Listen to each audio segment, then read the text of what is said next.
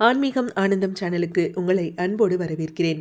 ஆதிசங்கரர் அருளிய சௌந்தரிய லகரியில் 99வது ஸ்லோகத்தையும் அதற்குரிய மகிமையையும் இந்த பதிவில் நாம் பார்க்கலாம். சௌந்தரிய லகரியில் ஒவ்வொரு ஸ்லோகத்தினை துதிப்பதினால் ஒவ்வொரு பலனை பெற முடியும். இந்த ஸ்லோகத்தினை துதிப்பதினால் வீரத்துவம், சூரத்துவம், சகல சௌபாகிய பிரதத்தை அடைய முடியும். அதாவது மனோதைரியத்தையும் வெற்றியையும் எளிதாக பெற முடியும். ஸ்ரீ குருப்யோ நமஹ.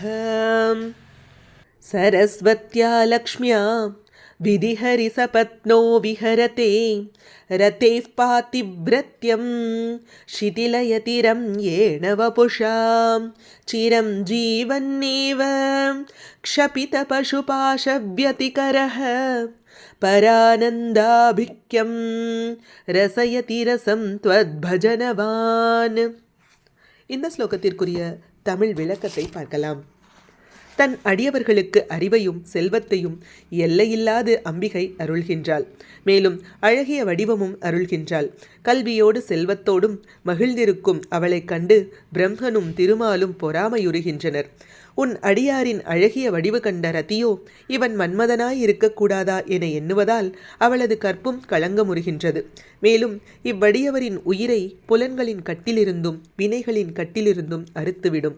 அது மட்டுமல்லாமல் அம்பிகை இவர்கள் நீண்ட காலம் பரானந்தமாகிய பேரின்ப அமுதத்துடன் கலந்து ஒளிரும்படி செய்கின்றாள் என தேவி உபாசனையின் மேன்மையை இந்த ஸ்லோகம் விவரிக்கின்றது.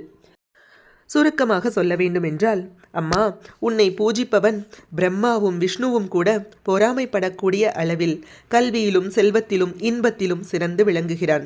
உன்னை பூஜிப்பவனது அழகு மன்மதனுக்கு ஒப்பாக இருப்பதால், ரதிதேவியும் தடுமாறச் செய்யக்கூடியதாக இருப்பதால் மன்மதனும் கலங்குகின்றான். உன் பக்தன் சிரஞ்சீவியாக இருந்து கொண்டு பசு பாச சம்பந்தங்களிலிருந்து விடுபட்டவனாக பிரம்மானந்த சுகத்தை அனுபவிக்கிறான். பராசக்தியை வழிபடுவதன் மூலமாக அவளது கருணா கட்டாட்சத்தில் பக்தனுக்கு ஞானம், செல்வம், சௌந்தரியம் ஆகிய மூன்றுமே தாமாகவே கிடைத்து விடுகிறது என்று ஆசிரியர் அழகாக சொல்கிறார். மனோதைரியமும் வெற்றியும் பெறுவதற்கு இந்த ஸ்லோகத்தினை துதித்து அம்பாளுக்கு நைவேத்தியமாக தேன், பழம், வெண்பொங்கல் ஆகியவற்றை படைத்து வழிபட வேண்டும். ஓம் ஸ்ரீமாத்ரே நமஹ.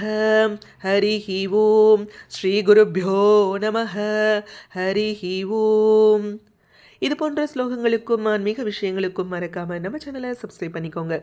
நல்லதே நடக்கட்டும், நன்மையை பிறக்கட்டும். நன்றி, வணக்கம்.